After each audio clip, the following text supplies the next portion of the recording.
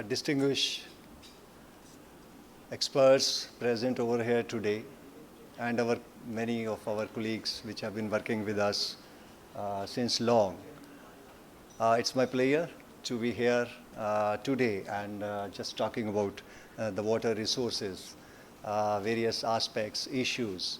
I will just restrict, so there is no end to what I can speak on the water resources development or the management, but I will just restrict it to very few slides, and the detailed discussion we can have on the sidelines anytime we need. I have just few points with me which I want to present to you as the industry leader who are present. What is the needed as a policy planner or as the implementer, what we are looking at and what we are looking from you to support in the future endeavors in water resources management and development. So I will just give me a brief to the scenario, what is happening. So this is the typical, the scenario of the water rainfalls which is happening in India. As we are all aware, we are monsoon based, we have climate, and then most of our rain is coming in, say, about 3 to 4 months, but within 3 to 4 months at each place we get hardly not more than 30 showers. So that creates a big problem of how to conserve that water which is to be used throughout the year later. So this and typically the climate change is playing a little more, it's creating a little more problems for us in the matter, because we are already having the spatial and temporal variations throughout the country, but they are getting intense with the climate change. I have a good news and I have a bad news as well. So as a good news, I think modular from all the universities from Australia as well as the US, which we have worked together with that, with kind of modeling we have done.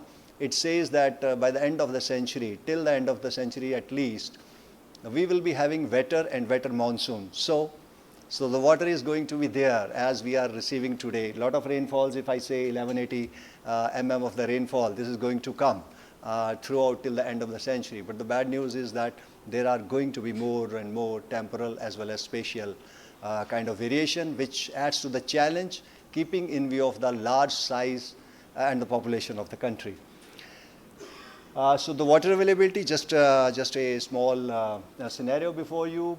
We have about 4,000 BCM of water, 2,000 of BCM actually flow down and is available to our, and out of that also utilizable, earlier assessment was about 1,128. Maybe with the advent of technology, we might be able to utilize much more than this. However, at the present, what are the estimates are available with that? Of course, we are going to take a massive exercise to revise this estimate, what exactly we are utilizing today. In the next 1 year, this exercise is going on. So we'll be able to exactly quantify what exactly we are doing. The estimates are 710 BCM we're utilizing. It looks very small as compared to the availability.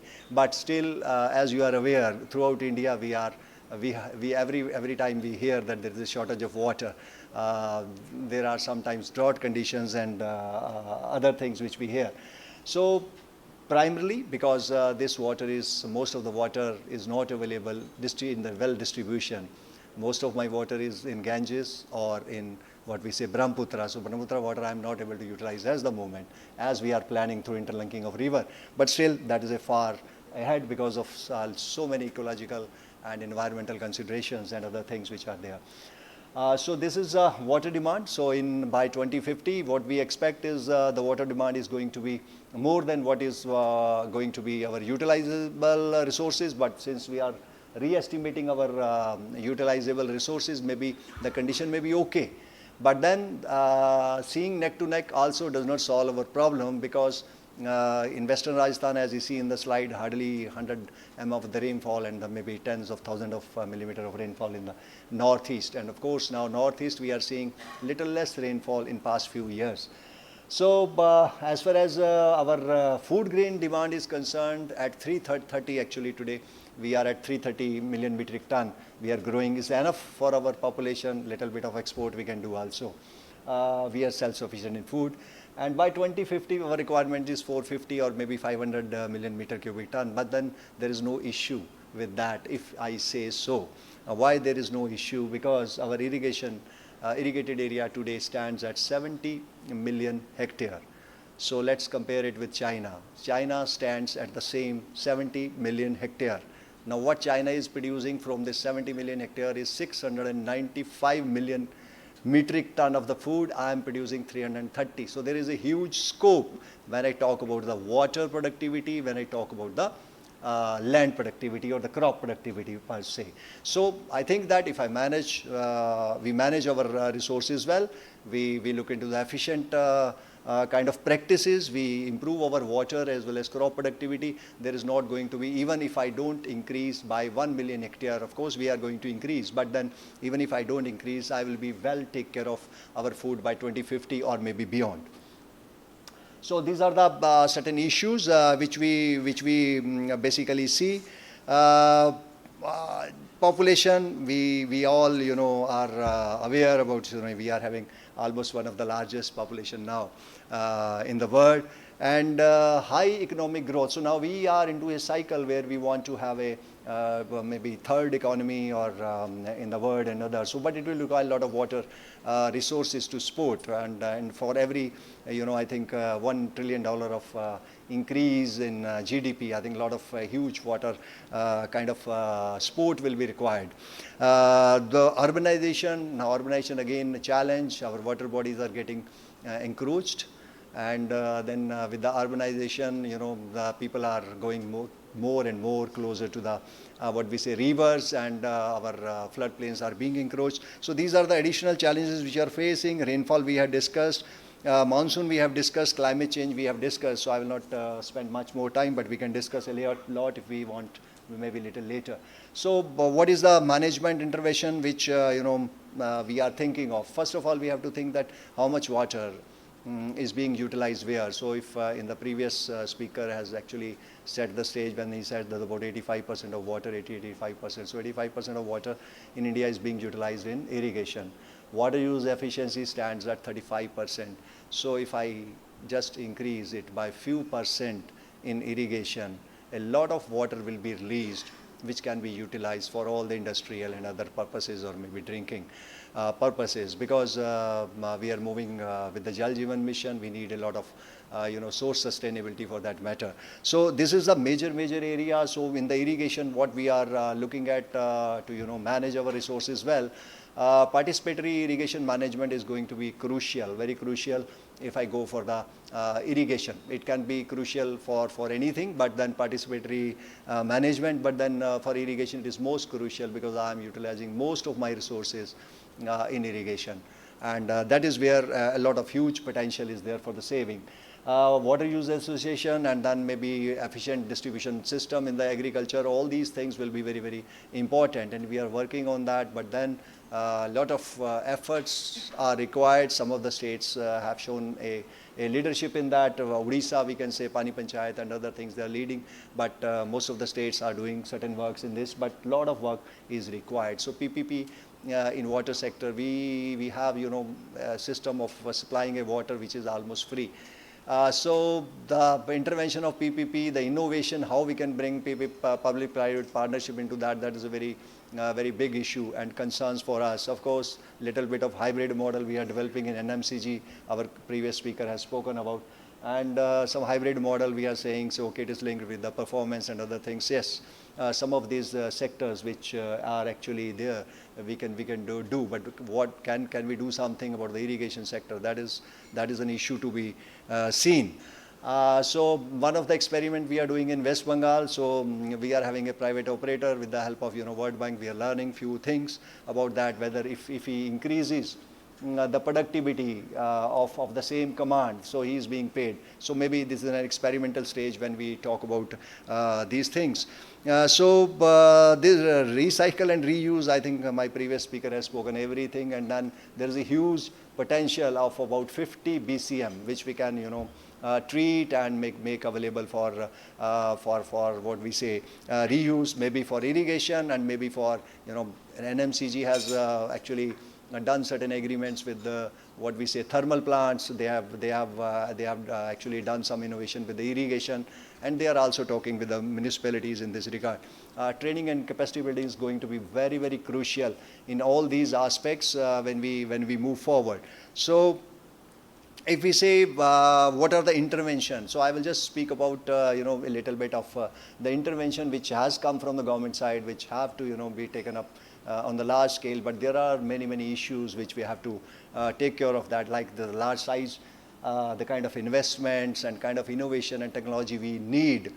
Maybe economical kind of interventions we need. So all these things will be required. Namami Ganga, something has been spoken by our previous speaker, and it's all about regeneration of Ganges, and then we are applying almost all kind of possible technologies. We are experimenting with so a lot of things, what works and what doesn't work, and it's a large kind of work. I think a lot of progress has been seen in terms of BOD and BD, dissolved oxygen, and we are at a very good levels at most of the places. Dolphins have been revived, and maybe we can see more numbers. So many things have been done, but there's much more has to be done.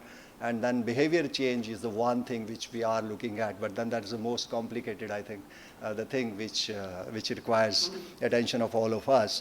Swachh Bharat Mission, a lot of things have been done, and we have actually done as far as our sustainable goals are concerned, that goal 6 is aligned to that. We have done a good job in that when we completed about 1 crore toilet in the first phase, and then we are now increasing it to fill certain gaps which have come up maybe with the progress or with the population increase in that. So I think we have done certain good work into that, a lot of toilets, and I think the sustainability of the toilets and maybe the cost and all those things have been the challenge for us. National Aquifer Management Program. So under this, actually, this is about groundwater resources.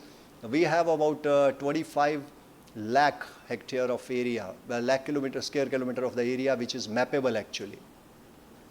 As far as the groundwater is concerned, so we have mapped all. Now there is a second stage which we are looking at. We are talking about the management plans of the groundwater. So they're a very, very big issue. With the help of the states, we are into those phases of making the management plans. National Water Mission, we have a specified and dedicated organization in the Ministry of Jal Shakti with the name of National Water Mission. Prime focus is to increase the efficiency by 20% or so, and most of it is going to come through the irrigation, of course. And then also awareness, it's all about awareness and other interventions which are required at the national level. But the Atal Bhujal Yojana, this is all about is just kind of a scheme where what we are talking about the behavior change. So this was a small kind of intervention which we started as a pilot in 7 projects, 7 states, and about 80 districts. So maybe more than 8,000 gram panchayats have been involved into that. And we have been working very hard on this, and I think a lot of good results are coming up. This project is going to expand a lot. This is actually a village level intervention. Then the drip dam rehabilitation and improvement program is a very, very, very ambitious program in India. We have an act now in 2021, and we have to look into the safety from all aspects. We did 223 dams actually in the first phase between 2012 to 2020 and 21. And thereafter, from 21 onwards till 2030, we are now actually planning another 700 and odd dams for the rehabilitation, because this is the storage created. We cannot really have a very good sites now left out to create the more storage if we are not able to maintain them well. So we need to, because our storage is hardly about 257 BCM. We are targeting, we have to target, and for the sustainability or the use, whatever the kind of rainfall is coming about, if we can do 450 BCM, that will be a situation where we can be, create certain kind of security.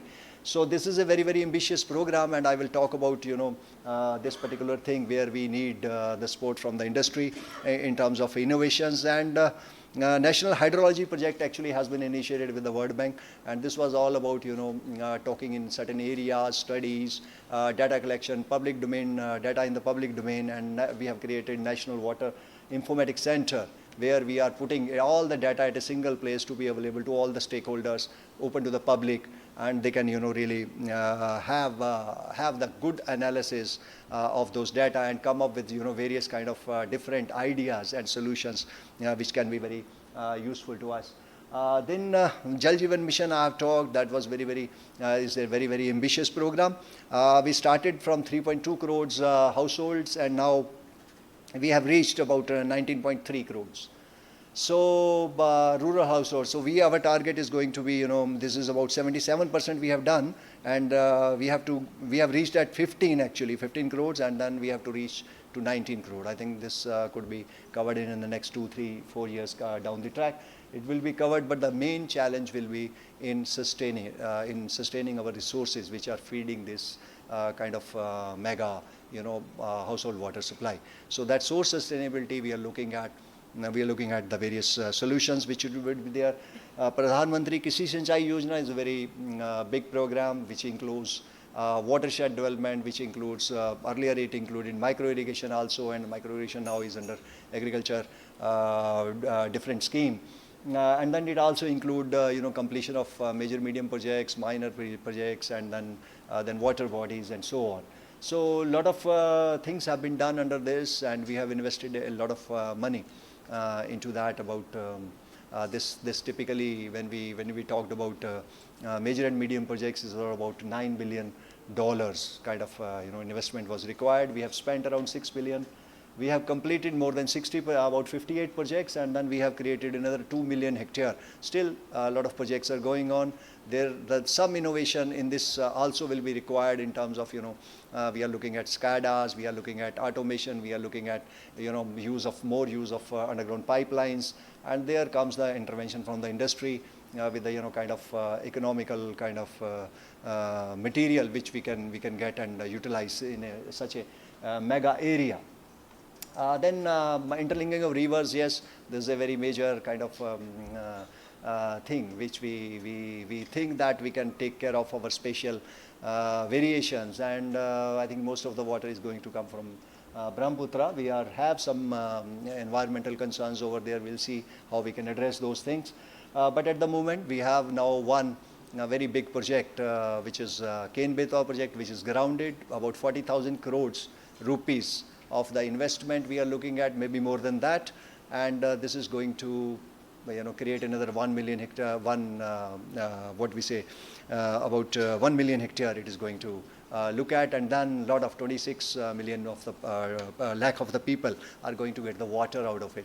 And with this, I think we have initiated this kind of intervention, and then seeing the success, probably we'll be able to convince more and more states to look into better utilization of the resources. Wherever the availability is more and where is less, we can utilize it together. Then Jal Shakti Abhiyan is an kind of water conservation campaign throughout the country, utilizing various resources of MG Narega, and then having certain intervention before the monsoon which can be utilized for conservation little later. So technological interventions in the water sector, we basically now we are moving on to the utilization of the latest, what we say, remote sensing technology, because going physically and doing so many things and looking at the things in a different way, it's taking a lot of time. So whatever we can do through the remote sensing, we are putting everything together and trying to find out various solutions, and that is where we need the experts in the areas, providing us various solutions in various areas. So these are basically some of the technological intervention in the water sector, where we are looking at micro irrigation. We are looking at we are a little less costly equipment for our drips and micro irrigation. At present, we are spending about 1 lakh per hectare, which is required little less. We are at 50 million hectare area which is under micro irrigation. We have to go up to 70. So this is a huge kind of investment, so need some cheap kind of arrangements which we can do. SCADA we are looking at, it's a costly affair. We have tried in some of our projects, but we are looking at this to expand into the future activity. Underground pipelines we have already talked about. These are the expectations which we are having from the industry, private players and others in terms of, if I say, I already talked about low cost technology in micro irrigation, then automation SCADA, we are looking at more and more experts, into that area, which can help us in the very large area of water sources project. I'm not talking about only irrigation, I'm talking about, everywhere we are doing the water sources, the climate resilient infrastructure we are looking at. That is what we want. Development of appropriate material technology, dam rehabilitation projects, a huge cost involved. We are looking at the latest material. We are looking at the technologies which we can use underwater without disturbing our storages and other things. What we can do about that, we are looking at. Then economical sensors. So everything these days, kind of IoT sensors and all those things, most of them are coming from outside, very costly. So we are looking at development of many kind of sensors which can be used in the water sources sector. In India, if we can develop more and more and more, and then probably a little cheaper, we can use it on a very large kind of area. Capacity enhancement in the hydrodynamic modeling. So we have some capacity. Being at Central Water Commission, we have some capacity, but then we are not that much persons over there that I can do everything for the India. So we are looking at the private sector to come up with the expertise in this area. They can really, do, because all of these solutions, hydrodynamic, so everything, for example, inundation, flood forecast, what we are doing, we are now actually entering into that area. Extended hydrological production, where I am trying to predict 28 days my project, whatever the water will be available to them. We are doing the projects in integrated reservoir operation, and we are assessing our water sources assessment we are doing every year, and now we will be doing every year. So all these things and maybe much more. Flood management, planning the projects related to the flood management, huge intervention. We have about 21 million hectare we have recently assessed now. Latest publication has been released just 2 days back only by Central Water Commission. So this is available in the public domain. Soon it will be available, maybe in a day or so we are putting it. And we can see the area which has been affected where large intervention will be required. So we are talking about that. Then suitable what we say, various the STP, ETP we have already, my previous speaker has spoken about that. So we need.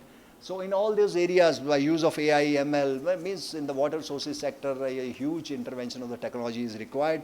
We have acquired something, but then more and more has to be acquired, keeping in the kind of technology which is available around the world. So with this, I think I will close over here. We can discuss on the sidelines wherever it will be required. Thank you very much. And ladies and gentlemen, also, thank you, sir. I'm very pleased to